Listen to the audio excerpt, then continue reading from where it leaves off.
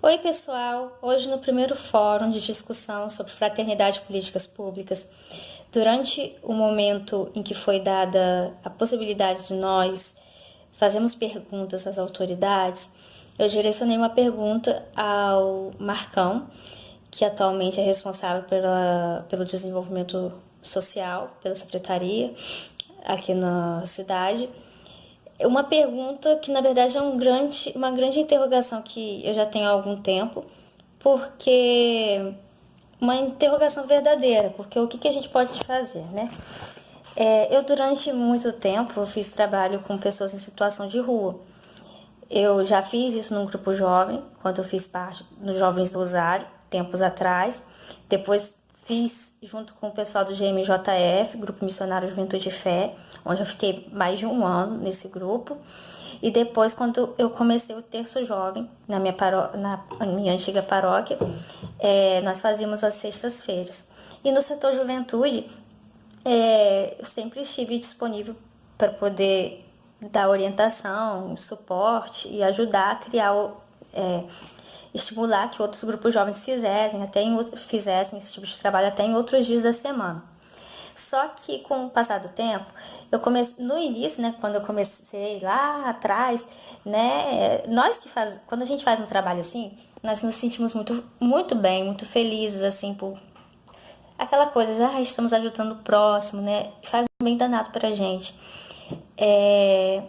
Só que a gente sempre tem que nos aprofundar no mistério, digamos assim. Porque isso daí faz parte, né, das obras de misericórdia. Nós tivemos o ano da misericórdia, que foi um período em que teve um boom de muitos grupos jovens procurarem fazer trabalhos nesse sentido. Mas com o tempo, assim, e com a convivência com o pessoal de rua, que fica nas ruas, a gente começou, pelo menos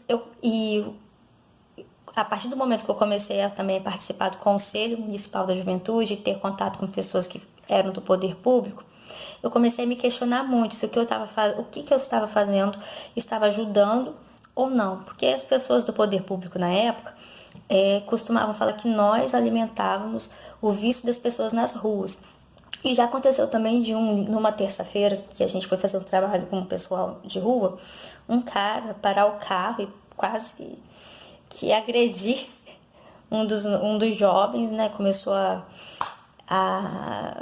em tom de briga, reclamar da gente, do que a gente estava fazendo, dizendo que o pessoal estava na rua porque tinha quem dava sopa, quem dava comida.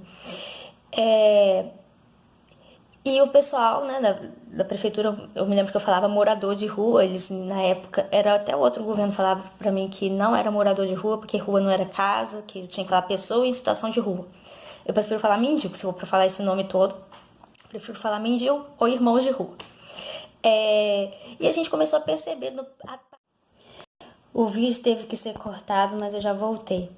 Então, nós começamos a perceber a partir das próprias pessoas, dos próprios mendigos, principalmente os mais antigos, que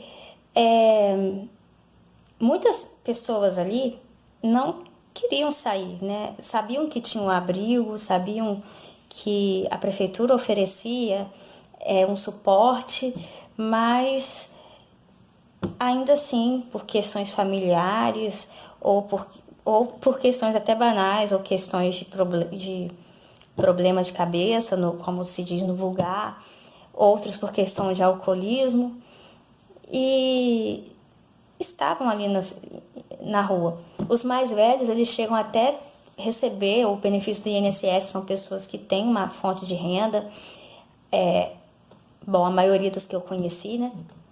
E tem casa, e tem filhos que têm recursos, mas alguns, né, não querem voltar, não querem fazer as pazes, coisas do tipo. E tem a situação das pessoas mais novas. Algumas pessoas mais novas a gente observava que a maioria, né, era usuário de drogas, também tinha família. Já aconteceu de eu entregar uma quentinha e quando eu olhar para a pessoa, era uma pessoa que morava aqui na rua da minha casa, eu conhecia a família. E depois eu fui e através de contato com a família, eu fiquei sabendo que ele tinha saído de casa, tinha dado muito conflito. aí foi morar na casa da tia e depois, enfim, hoje em dia ele ainda está na rua, voltou, né, para casa, depois voltou para a rua de novo e permanece. Eu já sei até onde que ele fica e geralmente eu o vejo, cumprimento. E existem outras pessoas que às vezes veem os carros das igrejas ou dos projetos sociais que fazem esse tipo de trabalho, centros espíritas, e não são necessariamente pessoas em situação de rua, pessoas mendigos, às vezes são pessoas que se misturam, como vocês vão ver que o Marcão fala. Às vezes tem até segurança, pessoas que são vigias ou que simplesmente estão passando aquela noite e vão lá também para pegar o seu alimento. Os mais novos, já aconteceu da gente ver de os mais velhos reclamarem de violência, de agressão por local, né, aonde ficar, na calçada, coisa do tipo. Enfim, e essa situação, como eu falei, de pessoas acusarem às vezes a igreja, falando que vocês alimentam, as pessoas estão na rua porque vocês dão uma vida boa para elas na rua. E nesse conflito todo, eu me lembro que eu fui conversar com o padre, que era o responsável diocesano na época, pela pastoral social. Aí ele falou, realmente, Érica, existe esse risco, a gente tem que se preocupar em fazer uma promoção humana, não ser apenas assistencialista, ficar enxugando gelo. Mas me diz uma coisa, você já viu um resultado? Porque é uma coisa que eu estou curioso também de saber, porque como você acompanha tem muito contato de outros grupos, você já viu o resultado nesse trabalho? Aí eu pensei naquela passagem, né? Jesus, né, por uma ovelha deixa as 99. E no caso eu tinha 2 ovelhas, que foi um senhor, que ele falou que se nós conseguíssemos uma kitnet para ele no valor de R$200, ele dormia lá perto do Ferreira Machado. Ele sairia das ruas. E depois de um tempo, eu vi que realmente ele saiu das ruas porque eu comecei a encontrá-lo na pastoral da sobriedade da igreja. Eu não fazia parte da pastoral, mas quando eu estava na igreja no horário que ia começar a reunião, eu sempre o via saindo da reunião. Ele estava frequentando a pastoral de sobriedade. E eu tinha conhecido, né, dormindo próximo ao Ferreira Machado, ele realmente saiu. E também na minha paróquia ele ia buscar ajuda para alimento. Então, ele, enfim, saiu da rua. E um jovem casal que tinha sido naquele mesmo dia expulso por traficantes de sua residência com a roupa do corpo. Então, eles realmente estavam precisando de ajuda. E não queriam estar naquela situação, eles foram obrigados a ir para a rua. E se a gente não fizesse esse trabalho de repente naquele dia, eles não teriam a nossa ajuda. Então, por esses 2 casos, eu vi que aquele sentimento que em mim estava se esfriando em relação a esse tipo de trabalho, valia a pena de certa forma. Só que a gente não pode negar o restante, né? As outras 99 ovelhas, digamos assim. E essa é a grande questão. O que pode ser feito? O que o poder público pode fazer? Uma pessoa que está drogada, ela não é capaz de responder por si? Quem que responderia por ela, né? Porque são questões. Porque aí eu coloquei isso na minha pergunta. Porque existe, né, o direito de ir e vir, existe a questão dos direitos humanos, a rua é pública, mas também existe esse grande incômodo e às vezes as pessoas julgam muito que, pobrezinho, coitadinho, né? Nem todos ali são miseráveis mesmo e também muitas pessoas acham, tá vendo, olha só, o governo não faz nada e às vezes, tipo assim, o governo não pode fazer, porque realmente eu tinha um amigo que já trabalhou no Centro Pop, ele falava que tinha até ajuda psicológica, que às vezes o pessoal fazia uma ronda noturna, e você não pode obrigar a pessoa, né, a a nada. Então realmente uma dúvida, entendeu? Então eu coloquei isso na minha pergunta. Eu fiquei com medo de algumas pessoas interpretarem mal. Eu até ouvi uma vozinha no fundo falando: como assim eles não querem sair? Não é possível que uma pessoa não... Tipo assim, né? Não é possível que uma pessoa não queira sair da rua. Mas é possível sim, acontece muito. E a gente tem que tomar cuidado com isso. Eu já passei muitas situações nesses trabalhos, né? Já teve casos de pessoas que tinham algum probleminha, né? Tentar agredir algum dos jovens. Já aconteceu de uma mulher tentar assediar uma das meninas do grupo que eu fazia parte do terço jovem. Eu fiquei até assustada, né? Que a gente geralmente espera que homem faça isso, né? Já aconteceu comigo, né? Que eu fui abraçar um senhorzinho que a gente costuma... ele não estava lembrado de mim, mas ele ficou tentando fazer... acho que dar em cima de mim, lá na frente da catedral. Foi... Ainda bem que o segurança da catedral me ajudou. Muitas situações, muita experiência. Mas é muito proveitoso, porque a partir daí eu vejo que os jovens, né, quando se envolvem nesse tipo de trabalho, eles acabam migrando para outras pastorais na igreja, para percepção de cidadania, né, de políticas públicas, como foi o tema do fórum de hoje, e também para outros trabalhos sociais. Até tem um amigo meu protestante que tinha sugerido na época: Érica, lá na minha igreja eu tenho procurado mais fazer, sabe o quê? Trabalhar com as instituições, né? Os abrigos e etc e tal, ao invés de fazer o trabalho diretamente na rua, justamente para evitar esse tipo de situação, a pessoa que não quer ser ajudada, né? Você não pode obrigar uma pessoa a receber ajuda. Às vezes a pessoa não quer ser ajudada. E esse que é o grande X do fundo do coração. Pergunta da Érica Viana dos Juventude. Eu vou, antes de passar a bola para Bartão, eu faço parte do conselho das pessoas em situação de rua. Essa é a grande pergunta. A grande pergunta, infelizmente, a visão, muito bem, só responder aqui seguindo a volta da mesa. A visão, infelizmente, arcaica, previu uma coisa que não existe mais.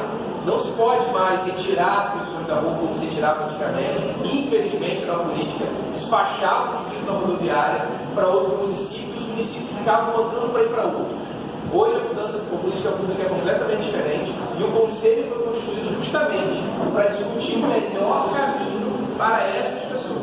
Então a gente hoje teve a segunda reunião formada do Conselho, e essa reunião do Conselho começou a discutir propostas de inserção dessas pessoas em determinados ou programas que a maioria já está. O centro de convivência já atende, eu vou deixar mais falar sobre isso, mas já atende, mas a maioria que vai lá é voluntário, eles querem continuar na rua, eles querem isso, e constitucionalmente é possível, já está decidido, massificado, de que é possível que ela decida ficar na rua. Então a gente vive num conflito aparente de direito. É o que a gente vive. É uma coisa que a gente vê, independente de governos, a gente vê pessoas que às vezes se aproveitam da situação que a gente vê claramente nas ruas para bater na prefeitura. E o que acontece? Eu trabalhei muito tempo assim com projeto social, no caso, pessoas em situação de rua. Muitos, né, os mais velhos, o que é a maioria da realidade dos mais velhos? Vício do álcool, problemas familiares, e eles acabam preferindo, porque a gente conversa, né? Tio Gentil, que é bem conhecido, Seu Bira, que é bem conhecido ali na praça, Radinho, que o nome dele é Daniel. Alguns têm problemas, né, mentais, vou falar assim, lá. E muitos têm conflitos familiares, preferem ficar na rua. Quando a situação aperta, eles até procuram um abrigo, porque o que acontece? No abrigo da prefeitura, eles têm que seguir regras, eles têm horário, então tem normas de conduta. Só pergunta e resposta. Qualquer outra conversa nesse sentido, com secretário, então, a minha pergunta é essa: de qual forma o poder público pode intervir? Porque quando aconteceu lá em São Paulo, muitas pessoas criticaram o Dória por ter intervido principalmente nessa situação das pessoas que estão em situação de rua por causa de drogas.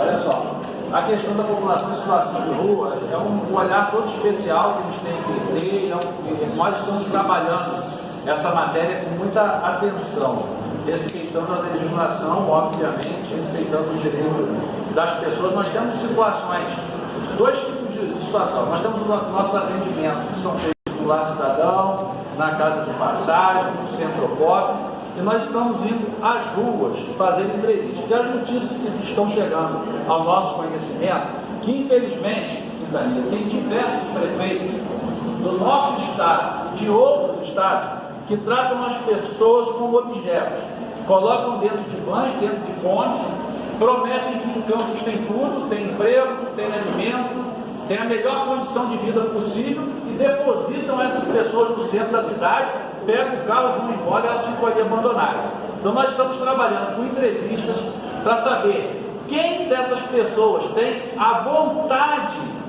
de retornar para os seus estados, para as suas famílias. Eu já peguei a autorização do prefeito para a gente voltar com um programa antigo, que é o programa da passagem social, para que a gente possa pagar a passagem dessas pessoas e que essas pessoas sejam conduzidas novamente aos seus lares, porque elas foram violadas e enganadas. E tem um outro problema que a gente está se deparando, que muitas dessas pessoas, infelizmente, não são situação de rua, de querer, não são pessoas especificamente em situação de rua. São pessoas que são usuários de drogas, que se aproximam das pessoas em situação de rua para poderem pedir recursos para poder usar e continuar utilizando-se nas drogas. Então, tem duas situações que nós temos que separar.